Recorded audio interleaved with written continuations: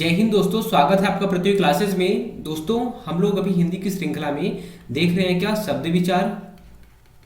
और शब्द विचार में बात कर रहे हैं अभी हम लोग किसकी, विकारी शब्दों की। विकारी शब्द क्या होते हैं? वे शब्द जो लिंग, वचन, कारक और काल के कारण परिवर्तित हो जाते हैं, उन्हें हमने क्या बोला, विकारी शब्द। विकारी शब्द कितने होते हैं? तो हमने देखा था 4 विकारी शब्द होते हैं। कौन कौन से होते हैं? संज्ञा, सर्वनाम, विशेषण और क्रिया। तो विकारी शब्द कुल कितने थे? 4 थे। संज्ञा के बारे में हमारी बात हो चुकी है, सर्वनाम हमने देख लिया है, विशेषण हमने देख लिया है, और जो हमारा चौथा और अंतिम विकारी शब्द है वह है क्रिया। तो क्रिया के बारे में आज हम देखने वाले हैं। अगर क्रिया का हम लोग अर्थ समझना चाहें कि इसका अर्थ क्या होता है, तो क्रिया का मतलब होता है ऐसा शब्द जिससे किसी कार्य का होना, या क्रिया का अर्थ होता है सामान्य से अर्थ कार्य होना। कार्य होना। तो क्रिया की अगर आप परिभाषा अगर समझना चाहेंगे एकदम सिंपल से शब्दों में, तो ऐसे शब्द जिनसे कार्य का होना या करना, कार्य का होना या करना का पता चले, करने का है ना, किसी कोई कार्य हुआ कि नहीं हुआ, तो किसी कार्य के बारे में हुआ या हो रहा है, क्या हो रहा है, तो कार्यों के बारे में अगर हमें जब जानकारी पता चले, उसी कार्य को बोलेंगे क्या, क्रिया। उन्हीं को हम लोग बोलेंगे क्या, क्रिया। तो ऐसे शब्द जिनसे किसी कार्य का होना या करने का पता चले, उसे हम बोलेंगे क्या, क्रिया। तो क्रिया की परिभाषा क्या हो जाएगी? ऐसे शब्द जिनसे किसी कार्य का होना या उसके करने की जानकारी प्राप्त हो, उसे क्रिया कहते हैं। आप इन्हीं क्रियाओं को, यही क्रिया को आप इंग्लिश में क्या बोलते हैं? वर्ब बोलते हैं। क्या बोलते हैं? इन्हें वर्ब बोलते हैं। आप इन्हीं क्रियाओं को क्या संस्कृत में क्या बोलते हैं? संस्कृत में बोलते हैं आप धातु। क्या? धातु। तो जो ये क्रियाएं होती हैं वह संस्कृत की धातुओं से उत्पन्न हुई हैं। तो जो क्रिया शब्द है या जो क्रियाएं रहेंगी वह कहाँ से उत्पन्न होती हैं? तो संस्कृत में। हिंदी की उत्पत्ति हम कहाँ से मानते हैं? संस्कृत से मानते हैं। क्या? अगर आप हिंदी की उत्पत्ति बोलेंगे तो हिंदी की उत्पत्ति संस्कृत से, और कहीं कहीं पे सौरसेनी अपभ्रंश से बोला जाता है। तो हिंदी की उत्पत्ति संस्कृत से मानी जाती है। तो जब संस्कृत में क्या, धातु में, जो संस्कृत में धातुएं होती हैं वही हिंदी में क्या होता है, ये जो धातुएं रहती हैं, धातु में जब हिंदी की बात करूँगा तो देखिए क्या, हिंदी की उत्पत्ति कहाँ से होती है? संस्कृत से होती है। तो अगर इनकी जो क्रियाएं रहेंगी उन्हें बोलते हैं हम लोग क्या, धातु। संस्कृत में जो क्रियाएं रहती हैं उन्हें बोला जाता है धातु। जैसे कि पठ का हम लोग बोलते हैं क्या, पढ़ना। अभी देखेंगे हिंदी में क्या क्रिया होती है, पढ़ने की, तो आप उसमें क्या बोलते हैं, पठ। वैसे ही तो उसमें क्या है, जो धातुएं रहेंगी, संस्कृत की जो धातुएं हैं या धातु शब्द है, धातु में जब हम ना प्रत्यय जोड़ देंगे, क्या, ना प्रत्यय जोड़ देंगे, तो जो शब्द बनेगा, क्या, ना प्रत्यय जोड़ेंगे, जो शब्द बनेगा वह कहलाता है क्या, क्रिया। क्या? कौन सा क्रिया? हिंदी का क्रिया। ठीक है। तो संस्कृत की धातु शब्द में ना प्रत्यय जोड़ने पर जो शब्द बनता है वह क्रिया कहलाता है। कैसे? अगर मैं बोलता हूँ पढ़, है ना, पढ़ में ना जोड़ दिया हमने, क्या बन गया, पढ़ना।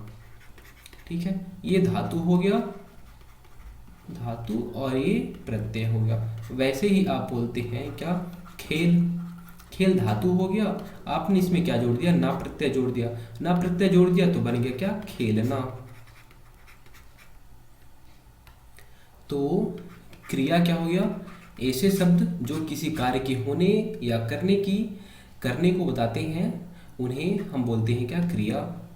और अगर क्रिया के भेदों की बात की जाए तो इसमें मुख्यतः अगर बोला जाए तो 2 या 3 प्रकार होते हैं। आप 2 ही बोल सकते हैं, 3 बोल सकते हैं। 2 में पहला कौन सा हो जाता है, पहला होता है प्रयोग या संरचना के आधार पर। क्या? प्रयोग या संरचना, या बोल सकते हैं यहाँ पे या संरचना के आधार पर। कभी कभी बांटते हैं इसको, कभी कभी बांटते हैं इसको कर्म के आधार पर, कर्म के आधार पर। क्या? क्रिया को कभी कभी प्रयोग और संरचना के आधार पर बांटते हैं, कभी कर्म के आधार पर बांटते हैं। तो हम लोग पहले चलते हैं प्रयोग या संरचना के आधार पर क्रिया के कौन कौन से भेद होते हैं। क्या? प्रयोग और संरचना के आधार पर क्रिया के भेद। तो प्रयोग या संरचना के आधार पर क्रियाएं कितनी होती हैं? कुल 8 क्रियाएं होती हैं। कितनी? 8। कौन कौन सी देखते हैं? पहली है संयुक्त क्रिया। कौन सी? संयुक्त क्रिया। दूसरी पूर्वकालिक, दूसरा पेन ले लेते हैं हम लोग, पूर्वकालिक क्रिया। तीसरा है प्रेरणार्थक, प्रेरणार्थक। चौथा है नाम धातु क्रिया। पांचवा है कृदंत, कृदंत क्रिया। छठवा है सामान्य क्रिया। सातवां सहायक क्रिया और आठवां सजाती क्रिया। तो आज हम मुख्यतः प्रयोग या संरचना के आधार पर क्रियाओं की ये जो भेद है उन्हीं को देखने वाले हैं। तो प्रयोग की या संरचना के आधार पर कुल कितनी क्रियाएं होती हैं? 8 क्रियाएं होती हैं। अगर हम बोलें कि केवल संरचना के आधार पर बताइए कि क्रियाएं कितनी होती हैं, तो संरचना के आधार पर, केवल संरचना अगर बोले, केवल संरचना, तो संरचना के आधार पर कुल क्रियाएं होती हैं 5। कौन कौन सी? संयुक्त क्रिया, पूर्वकालिक क्रिया, प्रेरणार्थक क्रिया, नाम धातु क्रिया और कृदंत क्रिया। कौन सी? संरचना के आधार पर बोले तो 5 क्रियाएं, संयुक्त क्रिया, पूर्वकालिक क्रिया, प्रेरणार्थक क्रिया, नाम धातु क्रिया और कृदंत क्रिया। और प्रयोग और संरचना बोला जाए, प्रयोग धन संरचना अगर बोले, प्रयोग और संरचना, उसके आधार पर अगर बोले तो 8 क्रियाएं होती हैं। सामान्य क्रिया, सहायक क्रिया और सजाती क्रिया को आप इसमें जोड़ देंगे। संयुक्त क्रिया, पूर्वकालिक, प्रेरणार्थक, नाम धातु, कृदंत, सामान्य, सहायक और सजाती। तो कुल क्रियाएं कुल कितनी हो जाएंगी? 8 क्रियाएं, प्रयोग और संरचना दोनों के आधार पर। अगर केवल संरचना बोलते हैं तो संरचना के आधार पर केवल 5 ही क्रियाएं हैं। तो हमारा क्रिया की परिभाषा क्या थी? किसी भी कार्य का होना या करना क्रिया को बताता है। जैसे मैंने बोला मोहन पढ़ता है, तो यहाँ पे कार्य कौन सा हो रहा है? पढ़ने का कार्य हो रहा है। क्या? इसकी परिभाषा क्या थी? किसी भी कार्य का होना या करना, किसी भी कार्य का होना या करना। कौन सा कार्य हो रहा है यहाँ पे? आप यहाँ पे कर रहे हैं पढ़ने का कार्य। अगर कोई काम करता है खेलने का तो यहाँ पे खेलता हो जाता, कोई घूमने का तो घूमता हो जाता, कुछ भी हो सकता था। तो कार्य कौन सा हो रहा है यहाँ पे? पढ़ने का। तो यहाँ पे ये मोहन पढ़ता है, क्रिया कौन सी हो जाएगी? पढ़ने की। इसी को बोलते हैं हम सामान्य क्रिया, सामान्य क्रिया। तो क्रिया की परिभाषा में सामान्य क्रिया, क्रिया सामान्य क्रिया एक ही होता है। तो यहाँ पे हमारा सामान्य क्रिया वाला टॉपिक क्लियर रहता है। क्या है कि जिसमें आप सामान्य क्रिया में देखेंगे क्या होता है? एक क्रियापद होता है, एक क्रियापद और एक ही कार्य होता है, एक कार्य। कैसे? एक क्रियापद कौन सा? क्रियापद कौन सा है? यहाँ पे पढ़ना। और कार्य कौन सा है? देखिए एक ही कार्य हो रहा है। सामान्य में क्या हो रहा है? एक क्रियापद है, क्रियापद क्या है? पढ़ना। और कार्य कौन सा हो रहा है? एक ही कार्य हो रहा है, पढ़ने का। चलिए अब दूसरा देखते हैं। क्या? संयुक्त क्रिया। दूसरा क्या है? दूसरा है संयुक्त क्रिया, संयुक्त क्रिया। संयुक्त क्रिया में क्या होता है? इसमें 2 क्रियापद होते हैं, 2 क्रियापद, कार्य एक कार्य होता है, कार्य एक और क्रियापद 2। इसको उदाहरण से समझेंगे तो और समझ में आएगा। जैसे मैं बोलता हूँ आपने क्रिकेट खेल लिया, खेल लिया। आपने क्रिकेट खेल लिया, क्या खेलना यह एक क्रिया हो जाएगी। देखिए क्रिया ये क्यों होगी, क्योंकि देखिए यहाँ पे खेलना एक कार्य हो रहा है, एक लिया लिया लिया, यह भी एक क्या होता है, क्रियापद है। लिया, दिया, कुछ भी जो भी शब्द होते हैं ये क्या है, ये भी क्रियापद है। तो जिसमें दो क्रियापद होते हैं, क्या दो क्रियापद और कार्य एक हो रहा है, कार्य एक क्या हो रहा है, खेलने का, बस एक ही काम हो रहा है, काम एक हो रहा है, लेकिन यहाँ पे क्रियापद दो हैं। तो जिसमें एक कार्य एक क्रियापद हो वह होता है क्या, सामान्य क्रिया, जैसे हमने देखा था अभी। और जिसमें एक कार्य दो क्रियापद हो वह होता है क्या, संयुक्त क्रिया। और हमारा तीसरा कौन सा है, तीसरा क्रिया कौन सा है, पूर्वकालिक क्रिया। क्या, पूर्वकालिक क्रिया। पूर्वकालिक क्रिया, यहाँ पे आप इस शब्द को पकड़िए, क्या है, पूर्वकालिक क्रिया। मतलब वह क्रिया जो पूर्व में हुई है, वह क्रिया जो पूर्व के समय में हुई है, उसे बोलेंगे क्या, पूर्वकालिक क्रिया। क्या, वह क्रिया जो पूर्व में हो चुकी है, पूर्व में हुई।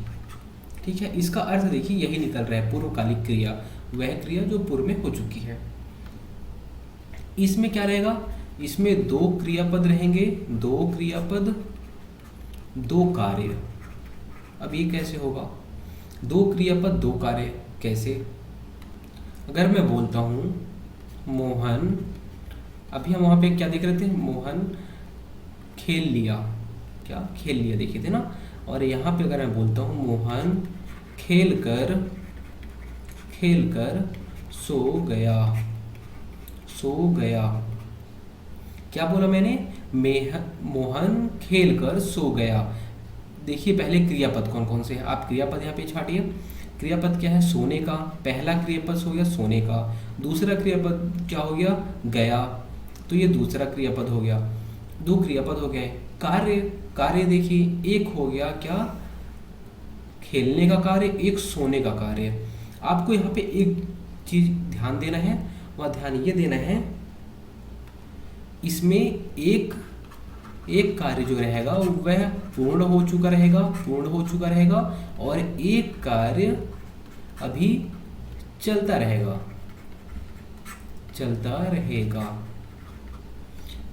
क्या दो कार्य रहेंगे, एक कार्य देखिए, जैसे देखिए वह खेल चुका है, क्या है, खेल कर मतलब उस खेल चुका है, क्या खेल चुका है वो, अब वह सो रहा है। तो एक कार्य का, खेलने का कार्य तो हो चुका है, लेकिन अभी सो रहा है वह खेल कर सो गया मतलब देखिए अभी वो सो गया है, अब सो गया मतलब वो चल रहा है कंटिन्यू। तो एक कार्य पूर्ण हो चुका रहेगा और एक कार्य चलता रहेगा। तो वह कार्य जो पूर्ण हो चुका है, जो पहले हो चुका है, उसे ही बोलेंगे हम क्या, पूर्वकालिक क्रिया। तो यहाँ पे पूर्वकालिक क्रिया कौन सी हो जाएगी, खेलने की। तो पूर्वकालिक क्रिया खेलने की हो जाएगी। क्या, वह कार्य जो पूर्व में हो चुका है। इसमें इंपॉर्टेंट पॉइंट ये है कि इसमें दो क्रियापद होते हैं, दो कार्य होते हैं। जब एक क्रिया एक कार्य, तो हमने बोला उसे सामान्य क्रिया। जब दो क्रियापद एक कार्य, हमने बोला उसे संयुक्त क्रिया। हमने जब देखा दो क्रियापद दो कार्य, तो उसे बोला हमने क्या, पूर्वकालिक क्रिया। एक इसको उदाहरण और देख सकते हैं, जैसे कि राजू पेड़ पर चढ़कर आम तोड़ा। क्या, राजू पेड़ पर चढ़कर आम तोड़ा। तो यहाँ पे देखिए पहले क्या है, एक क्रिया कौन सा, चढ़ने की क्रिया हो चुकी है, अब वो आम तोड़ रहा है। तो क्या, ये पूर्वकालिक क्रिया हो जाएगी, पूर्वकालिक क्रिया हो जाएगी चढ़ने की। क्या, राजू पेड़ पर चढ़ने की। यहाँ पे देखिए दो कार्य हो रहा है, कौन कौन से कार्य हो रहे हैं? एक चढ़ना और एक तोड़ना, दो कार्य हो रहे हैं। क्रियाएं कौन कौन सी हैं? क्रियाएं हैं चढ़ना और तोड़ना, दोनों क्रियाएं हैं। तो यहाँ पे क्रियाएं कौन कौन सी हो जाएंगी? चढ़ने की और तोड़ने की। कार्य देखिए, क्रिया का परिभाषा हमें याद रखना पड़ेगा। क्या होता है क्रिया का परिभाषा? किसी भी कार्य का होना।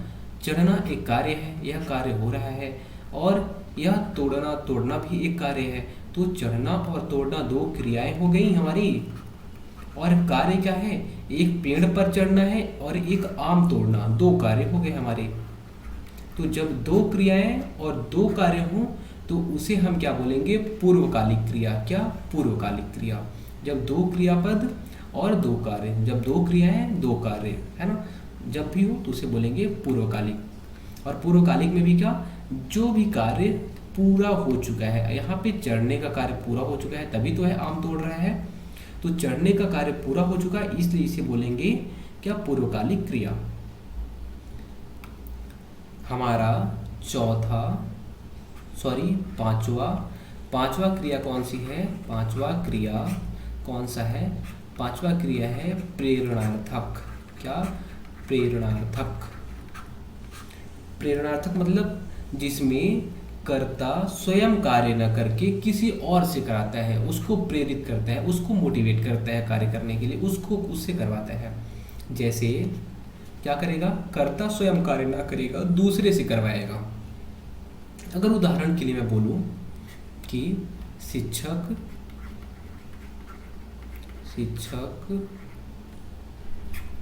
छात्रों से पढ़वाता है। क्या? पढ़वाता है। तो देखिए यहाँ पे शिक्षक को कार्य करना चाहिए क्योंकि ये करता ये है, लेकिन यह कार्य नहीं करके वह किससे काम करवा रहा है? छात्रों से। तो प्रेरित किसको कर रहा है? छात्रों को। तो जिसमें कर्ता स्वयं कार्य न करके किसी और से कार्य करवाता है उसे बोलेंगे प्रेरणार्थक क्रिया।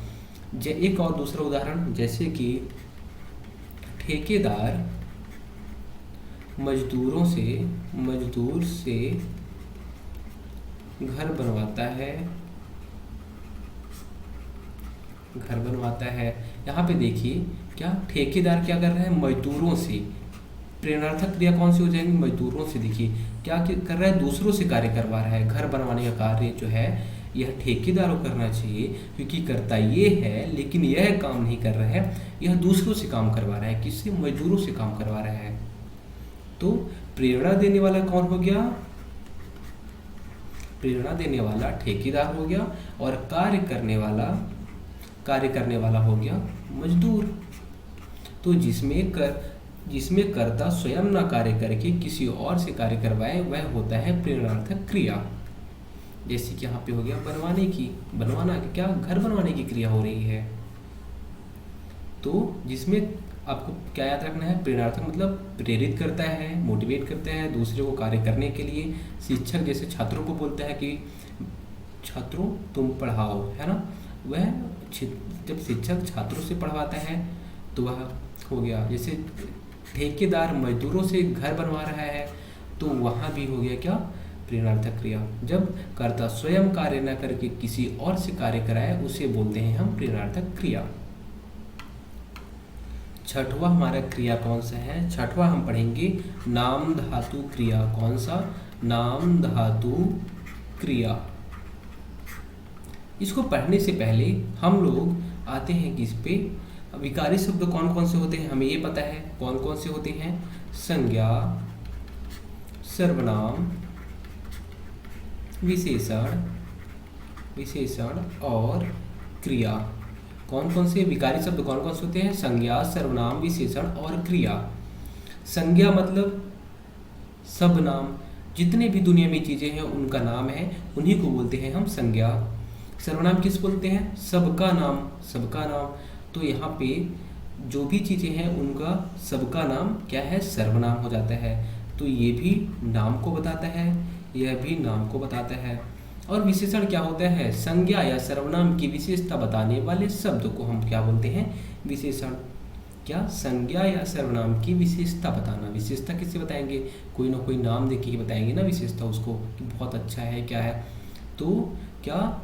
संज्ञा या सर्वनाम की विशेषता बताने वाले शब्दों को हमने क्या बोला? विशेषण बोला। क्या? विशेषण बोला। तो यह भी नाम से रिलेटेड है। तो नाम धातु क्रिया में क्या हो जाता है? जब भी नाम में प्रत्यय लगाएंगे, नाम जो क्रिया रहेगा नाम से, इसमें क्या रहेगा? नाम धातु क्रिया में नाम में प्रत्यय लगाएंगे। नाम में प्रत्यय लगाएंगे तो वह जब क्रिया बनेगा, नाम में प्रत्यय लगाकर जो क्रिया बनाते हैं उसे बोलते हैं हम लोग नाम धातु क्रिया। तो नाम क्या है? नाम पता है आपको? संज्ञा। संज्ञा में जो भी चीज़ें आएंगी वो सारी नाम हो गई। सर्वनाम, सर्वनाम में भी नाम ही होता है, विशेषण में भी नाम होता है। तो जब नाम में आप प्रत्यय लगाएंगे तो जो क्रिया बनता है उसे बोलते हैं क्या? नाम धातु क्रिया। नाम में प्रत्यय लगाकर जो क्रिया बनता है वह होता है नाम धातु क्रिया। यहाँ पे नाम का मतलब क्या है? संज्ञा, सर्वनाम, विशेषण, कोई भी चीज़ हो सकती है।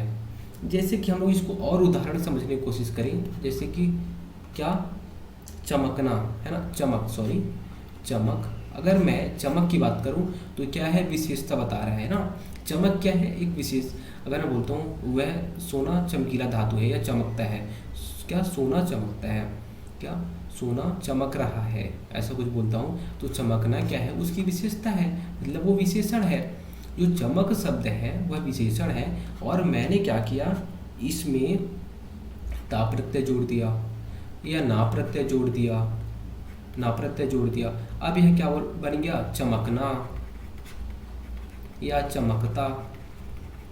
सोना चमकता है, चमकता है, क्रिया क्या है उसकी? चमकने की।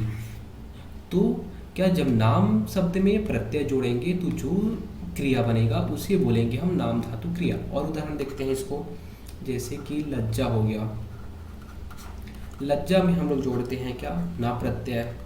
तो लज्जाना, लज्जाना। तो यह क्या हो गई? क्रिया, लज्जाने की क्रिया, लज्जाने की क्रिया। लज्जा क्या है? लज्जा है एक, अगर बोले भाववाचक संज्ञा, लज्जाना, इसमें कोई भाव उत्पन्न हो रहा है ना, कोई शर्मा रहा है तो लज्जाना यह संज्ञा हो गया। संज्ञा मतलब नाम हो गया। और नाम में आपने, संज्ञा मतलब क्या होता है? नाम होता है। संज्ञा का मतलब क्या होता है? नाम। और सर्वनाम का मतलब भी होता है नाम। नाम में आपने ना प्रत्यय जोड़ दिया। जब ना प्रत्यय जोड़ दिया तो बना क्या? वह नाम धातु क्रिया। क्या? नाम धातु क्रिया। तो जब नाम में प्रत्यय जोड़कर क्रिया बनाएंगे वह हो जाएगा क्या? नाम धातु क्रिया। ऐसे ही जैसे रंग है, रंग, रंग क्या हो जाएगा? यह भी एक संज्ञा हो जाएगा। रंग में आप क्या जोड़ेंगे? ना। रंग में अगर ना जोड़ते हैं, क्योंकि नाम हो जाएगा, और नाम में अगर आपने ना प्रत्यय जोड़ दिया तो क्या हो गया? रंगना, रंगना, रंगना हो गया। और यह क्या हो जाएगा? यह नाम धातु क्रिया हो जाएगी, रंगना क्रिया हो जाएगी ये। तो जब भी क्या? संज्ञा, सर्वनाम, विशेषण, उसमें अगर आप ना प्रत्यय जोड़ते हैं तो जो शब्द या फिर जो क्रिया, जो शब्द बनता है वह नाम धातु क्रिया होती है। ठीक है। हमारा सातवां अगर बोला जाए, क्या सातवां क्रिया कौन सा है? तो सातवां क्रिया है हमारा कृदंत, कृदंत क्रिया। यह बहुत सरल है। हमने क्रिया कैसे बनाया था? जो संस्कृत की मूल धातुएं रहती हैं तो धातु में ना प्रत्यय जोड़कर हमने क्रियापद बनाया। क्या? संस्कृत में जो भी धातुएं रहती हैं उसमें ना जोड़ने पर जो शब्द बनता है उसे बोलते हैं हम क्रिया। क्या? संस्कृत की धातु, जो भी धातुएं रहती हैं उनमें हम ना जोड़ते हैं तो हमें क्रिया बनता है, क्या? क्रिया प्राप्त होती है। लेकिन जब भी ये जो धातुएं हैं, धातु में ना क्रिया के अलावा, सॉरी ना प्रत्यय के अलावा, अगर ना हम लोग ना जोड़े, उसके अलावा कुछ और प्रत्यय लगाएं तो जो शब्द हमें प्राप्त होगा या फिर जो क्रिया प्राप्त होगी उसे हम बोलेंगे कृदंत क्रिया। क्या? जो संस्कृत की जो धातुएं होती हैं उसमें हम ना प्रत्यय न लगाएं। क्या? संस्कृत की जो धातुएं रहेंगी, यहाँ पे धातुएं तो रहेंगी ही, धातुओं में हम ना प्रत्यय नहीं लगाएंगे। अभी तक क्या था? जो क्रियाएं थी उसमें ना प्रत्यय लगा रहे थे तो क्रिया शब्द बन रहा था। जो धातुएं थी उसमें ना प्रत्यय लगा रहे थे, क्रिया शब्द बन रहा था। अब क्या होगा? ना प्रत्यय नहीं लगाएंगे तो क्रिया शब्द बनेंगे। तो जिसमें वे धातुएं जिसमें ना प्रत्यय ना लगाकर और प्रत्यय लगाएंगे, कुछ दूसरा प्रत्यय लगाएंगे और फिर जो क्रियाएं बनेंगी उन्हें बोलेंगे क्या, कृदंत क्रिया। क्या, कृदंत क्रिया। जैसे कि अभी तक था, अगर इस उदाहरण की बात करें हम लोग, तो इस उदाहरण में आप बोलेंगे पढ़ना। आपने बोल दिया क्या, पढ़ना। आपने क्या बोल दिया, पढ़ना। यह क्या हो गया, पढ़धन्ना। सामान्य क्रिया का, जैसे धातु में ना प्रत्यय जोड़ा आपने, बन क्या गया, क्रिया। यह सामान्य क्रिया है। आप कृदंत क्रिया क्या आप देख रहे हैं, तो धातु में आपको ना प्रत्यय नहीं जोड़ना है, ना प्रत्यय को नहीं जोड़ना है। तो आप क्या जोड़ेंगे, अगर मैं यही धातु है क्या, पढ़ने की, तो पढ़ धन ता बोलता हूँ तो हो गया पढ़ता। तो देखिए इसमें ता ना प्रत्यय जुड़ा हुआ था, इसमें आपने ता जोड़ दिया, तो मतलब क्या हो रहा है, पढ़ने का ही मतलब हो रहा है, पढ़ रहा है वो। तो यहाँ पे दूसरा क्रिया बन रहा है पढ़ता। फिर वैसे ही अगर मैं बोलता हूँ पढ़ में ही, पढ़ में कर प्रत्यय जोड़ रहा हूँ और एक हो गया पढ़ कर। तो देखिए आपने ना प्रत्यय नहीं जोड़ा, दूसरा प्रत्यय जोड़ा और फिर जो क्रियाएं बनी उसे आपने क्या कहा, कृदंत क्रिया कहा। क्या, आपको ना प्रत्यय नहीं जोड़ना है, जो धातुएं रहेंगी धातु में ना प्रत्यय नहीं जोड़ना है आपको, और उस ना प्रत्यय के अलावा दूसरे प्रत्यय जब आप जोड़ेंगे फिर उससे जो क्रिया बनने वाली है उसी को बोलते हैं हम लोग कृदंत क्रिया। यहाँ पे जैसे कि और देख सकते हैं आप, पढ़ धन आ, पढ़ा। देखिए यहाँ पे आप ना प्रत्यय कहीं भी नहीं जोड़ रहे हैं, ता जोड़ रहे हैं, कर जोड़ रहे हैं, आ जोड़ रहे हैं। वैसे ही मैं बोलता हूँ पढ़ धन एगा, पढ़ाएगा। सभी में जो प्रत्यय हैं सारे अलग अलग प्रत्यय हैं, ना प्रत्यय नहीं होना चाहिए बस। जिसमें ना प्रत्यय नहीं रहेगा वह क्या हो जाएगा, कृदंत क्रिया हो जाएगी। हमारा सातवां क्रिया कौन सा हो जाएगा, सहायक क्रिया। क्या, सहायक क्रिया। सहायक क्रिया क्या होता है, सहायक क्रिया आप इसको इंग्लिश में देखते होंगे हेल्पिंग वर्ब। क्या, इसको इंग्लिश में क्या बोलते हैं, हेल्पिंग वर्ब।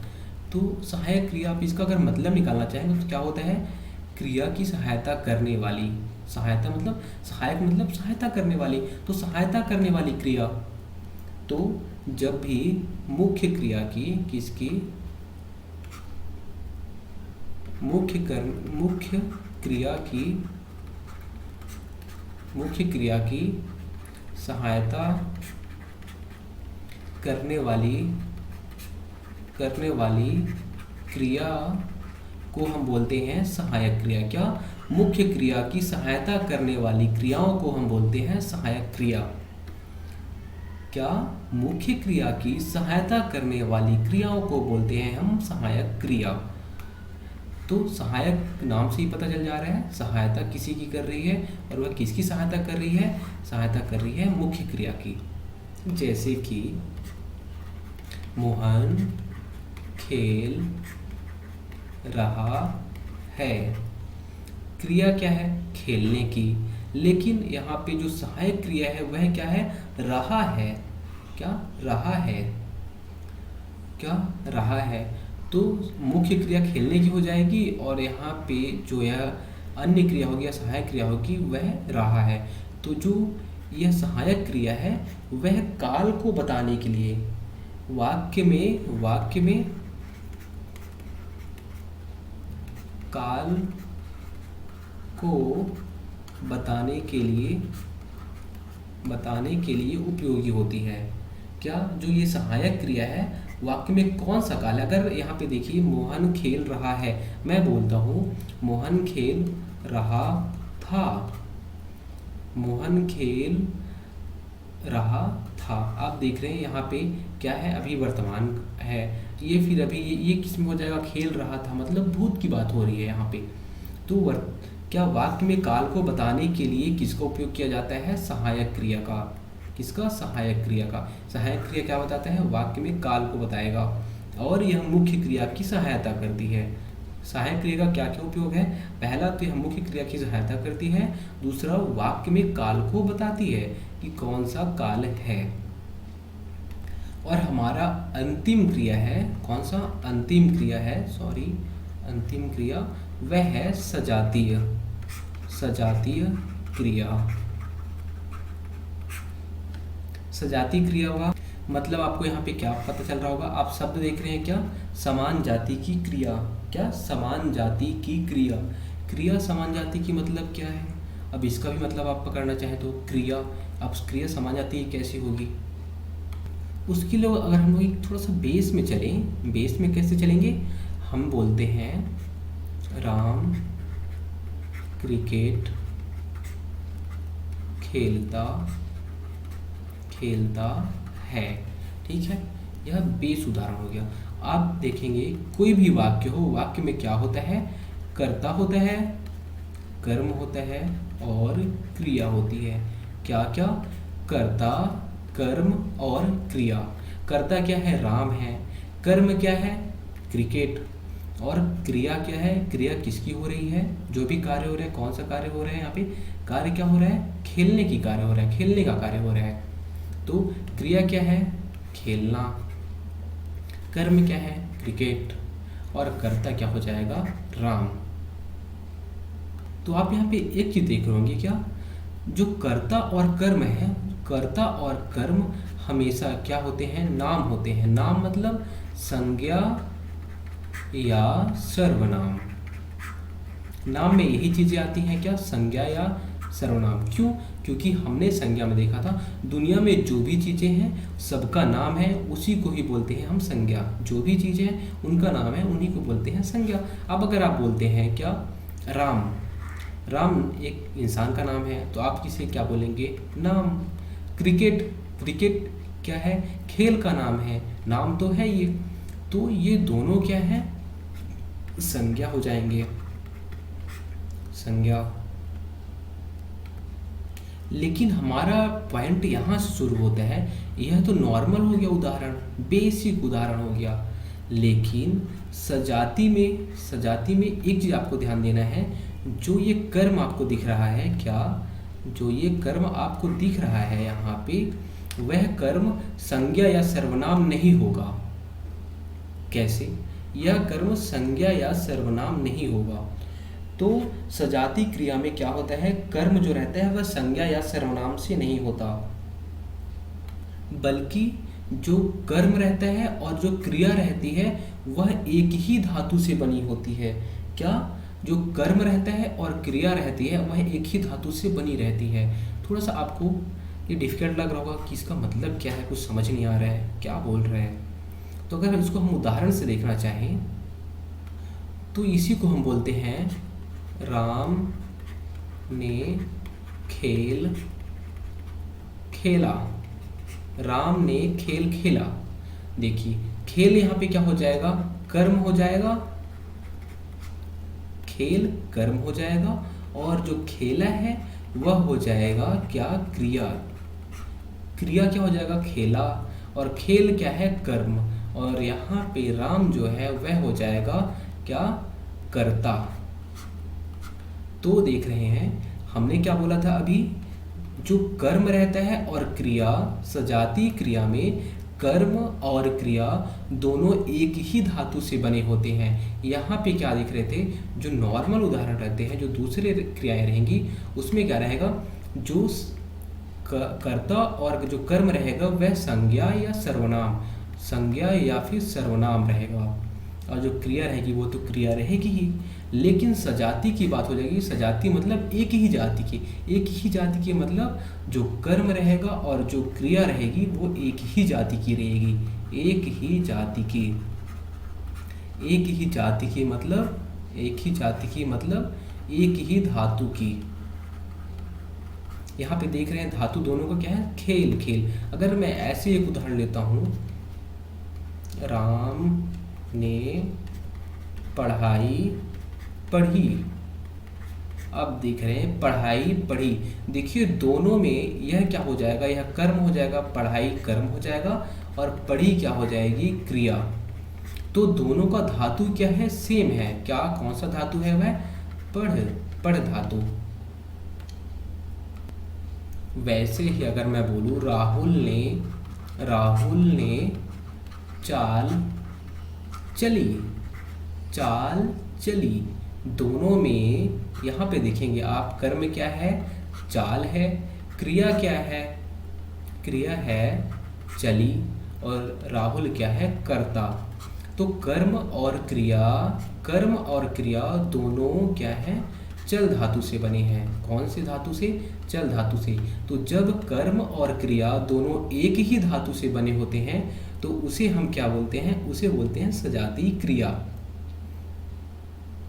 तो दोस्तों हमने प्रयोग और संरचना के आधार पर क्रियाओं के भेद देख लिए हैं, और हमें अब अगले वीडियो में देखना पड़ेगा कि अर्थ के आधार पर या फिर कर्म के आधार पर क्रिया के कितने भेद होते हैं। क्या, कर्म के आधार पर क्रिया के भेद। जैसे कि हमने देखा था क्या, स्वर को क्या देखा था, स्वर को उच्चारण के आधार पर देखा, फिर मौखिक आधार पर, फिर लेखन के आधार पर। वैसे ही अभी हम क्रियाओं की बात कर रहे हैं, और क्रियाओं में हमने देख लिया प्रयोग के आधार पर, और अब हमारा बचा हुआ है कर्म के आधार पर। फिर हमारा जो क्रिया वाला टॉपिक है वह क्लियर हो जाएगा।